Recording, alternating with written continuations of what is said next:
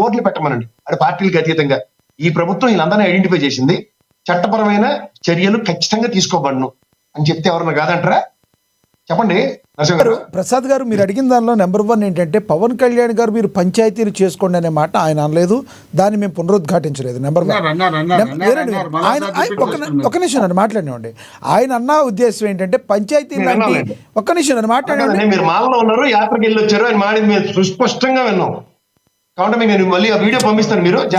నేను కూడా విన్నాను. ఆయన అన్న దానిలో మీనింగ్ కాదు సార్, నన్ను మాట్లాడినండి సార్ ఒకసారి. కాదు సార్, నేను సమర్థించడం కాదు. ఆయన అన్నదేంటి ప్రసాద్ గారు, ఆయన అన్నదేంటి, ఎవరికైనా కూడా సమన్యాయంగా ఉండేటట్టు ఏదన్నా మాట్లాడేటట్టు ఉంటే మాట్లాడాలి, కానీ అంతేగాని ఏదో మీరు ఏదో ఒక అధికారిగా ఫీల్ అయ్యి మేము ఏదో కండువాలు కప్పుకున్నట్టుగా ఫీల్ అయ్యి అలాంటివి చేయకూడదు అన్నారు. అంతేగాని మీరు పంచాయతీలు చేసుకోండి అని మీరు చెప్పినట్టుగా ఆయన అనలేదని నేను అంటున్నా. అవునా? అన్నారు కదా. మీరు బాగా సమర్థించారు, శభాష్ కూడా చెప్తాను. ఆ మాట కూడా అనొచ్చా? ఒక డిప్యూటీ చీఫ్ మినిస్టర్ చెప్పండి పోనీ, అట్లీస్ట్ వ్యవస్థ ఉంది కదా, ఆ మాట ఒక పదవిలో ఉన్న మంత్రి అనొచ్చా? మీరు అన్నదే ఎందుకు మనం అనవసరం లే, ఎలాబొరేటెడ్ డిస్కషన్స్, ప్రూఫ్లు అన్ని అనవసరం కదా. ఈ రోజు దాకా గౌరవ చంద్రబాబు నాయుడు గారు కానీ, గౌరవ లోకేష్ కానీ, లేదంటే మాజీ ముఖ్యమంత్రులు కోట్ల విజయభాస్కర్ రెడ్డి గారు, చెన్నారెడ్డి గారు, అంజయ్ గారు, ఎవరైనా తీసుకోండి, ఇంక్లూడింగ్ జగన్మోహన్ రెడ్డి, మీరు పంచాయతీలు చేసుకోండి ఎవరికని చెప్పేదారా? అక్కడ రాజకీయ పరిపక్వత, రాజకీయ చైతన్యం, రాజకీయ పునరుద్ధరణ వీటి మీద అవగాహన లేదు సుస్పష్టంగా కనబడుతుంటే ఏ సబ్జెక్ట్ అయినా తీసుకొని ఏది పడితే అది మాట్లాడి తన దగ్గర మీకు అర్థమైందో లేదో నాకు తెలియదు, కానీ ఆ పార్టీ కార్యకర్తలందరికీ మా అన్నయ్య గారి పార్టీని నేను డైరెక్ట్ గా విలీనం చేయలేకపోయాను, కానీ నేను ఆయన సన్నిధానంలో, తెలుగుదేశం సన్నిధానంలో సేవ తీరుతున్నాను. కాబట్టి మీ ఎవరికి అవకాశాలు రావు, నాకు ఇచ్చిన అవకాశాలు మాత్రమే నేను సద్వినియోగపరుచుకుంటాను. ఇలాగే ఉంటాము. నిమిషం ముందుకెళ్దాం. లక్ష్మీకాంత్ గారు ఇందాక మీరు మాట్లాడినప్పుడు మొత్తం లక్ష్మీకాంత్ గారు ఒక్క నిమిషం. లక్ష్మీకాంత్ గారు మీరు మాట్లాడినప్పుడు ఆయన మాట్లాడలేదు. ఆయన మాట్లాడిన అభ్యంతరాలు ఉంటే మీరు నోట్ చేసుకుని, లక్ష్మీకాంత్ గారు ఒక్క నిమిషం, ప్రసాద్ గారు ఒక్క నిమిషం ఆగండి.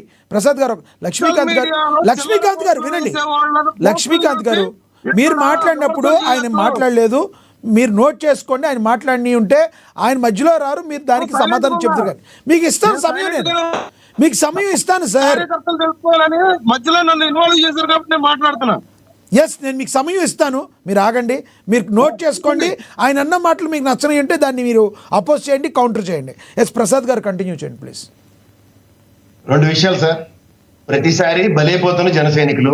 నిన్న కూడా గర్భిణీ స్త్రీ విషయంలో పొద్దు నుంచి ఐటీడీపీ వాళ్ళు, అఫ్ కోర్స్ లోకేష్ గారిని పక్కదారి పట్టించినంత సామర్థ్యం ఐటీడీపీ వాళ్ళకు ఉందండి.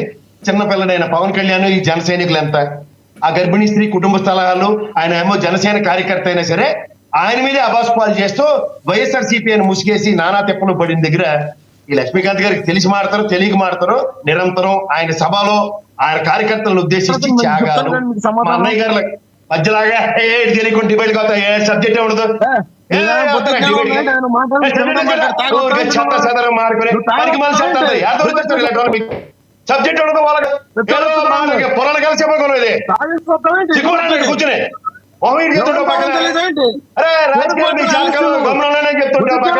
నేనే నా పదవి చెప్తున్నా. పవన్ కళ్యాణ్ గారు వస్తున్నారు, ఏం చేసిన మాట్లాడతారు? కలెక్టర్ కళ్యాణ్ గారు క్లియర్ గా చెప్తారు. పవన్ కళ్యాణ్ గారు కంట్రోల్ ప్రభుత్వం కానీ ముఖ్యమంత్రి గారు చెప్తున్నారు మంది మెజరబుల్ ఫెయిల్యూర్ అని. ఈ చెత్తంతా పట్టుకుని వస్తారు.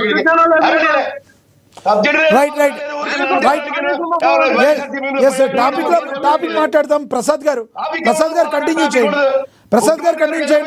లక్ష్మీకాంత్ గారు ఆగండి కాసేపు. ప్రసాద్ గారు ఏదైతే బెదిరింపు రాజకీయ ప్రసాద్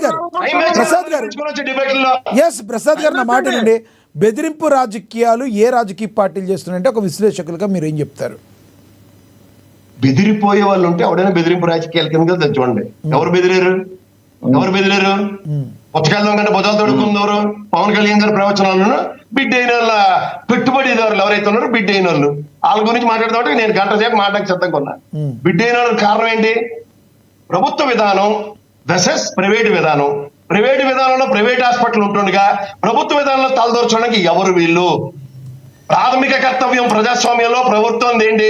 విద్య, వైద్య, ఆరోగ్యం. దాన్ని కూడా ప్రైవేట్ చేస్తామంటే దేనికి?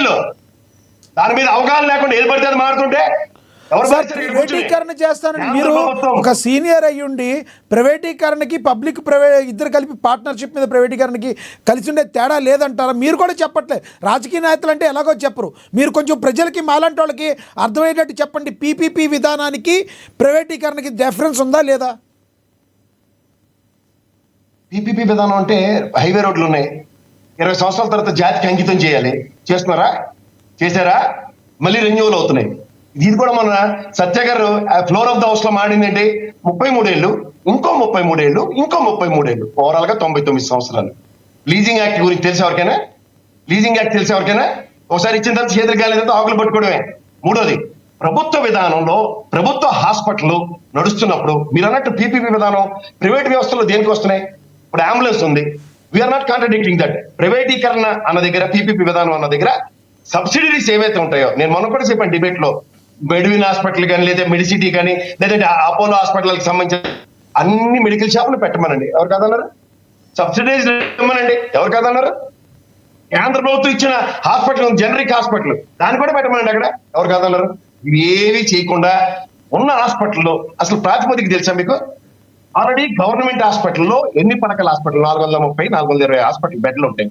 ఇది కాకుండా ప్యారల్ గట ప్రభుత్వ ప్యారల్ గా ఆ మిగిలిన ల్యాండ్ లో ప్రైవేట్ భవనాలు నిర్మించి వాళ్ళతో పీపీపీ విధానం అంట. What is this non sense? ఇప్పుడు మనం విదేశీ విద్యకి వెళ్ళి పాపం మెడికల్ సీట్లు కోరుకుంటూ చదువుకుంటున్నారు. ఈ గ్రామాల్లో ఇంకో 10 రూపాయలు ఎక్కువ ఇచ్చి ప్రభుత్వం ఈ విధంగా చార్జ్ చేస్తుంది. దానికి సంబంధించిన అంశాల్లో దీని మెయింటెనెన్స్ కే వాడుతున్నాం ప్రైవేట్ సీట్లు అన్నది కేటగరైజేషన్ ఇవ్వనండి. దాని మీద గత ప్రభుత్వం కూడా అదే కేటగరైజేషన్ ఇచ్చింది కదా. వీళ్ళకి వచ్చేసారు కదా మొత్తం అంతా. చైనా తెలుసా మీకు? చైతన్య నారాయణ బ్యాచ్ అంటారు చైనా అంటాం మేము. ఎందుకంటే వీళ్ళ విధానాల్లో విద్యని పణంగా పెట్టి ఇదే స్కూల్లో చదువుకుని ప్రయోజకులైన మాలాంటి వాళ్ళందరినీ తృణప్రాయంగా తీసేయడం. ప్రైవేట్ వ్యవస్థలో సామాజిక బాధ్యత అనేది ఉండదు. సామాజిక బాధ్యత లేకుండా విద్యా విధానాలలో ఏం చేస్తున్నామో, ఎలా ఉన్నామో మనందరికీ తెలిసిన విషయమే. ప్రైవేట్ రంగంలో హాస్పిటల్ దగ్గర ఎప్పటి ముప్పటిగా ఖర్చులు, ప్రభుత్వం తీసుకున్న నిర్ణయాల్లో ఒక ఆరోగ్యశ్రీ, దీనివల్ల ప్రజల సంక్షేమం ఏ విధంగా జరుగుతుందో చూడమనండి. ఇవాళ బిలో పవర్టీలో ఉన్న దగ్గర మనం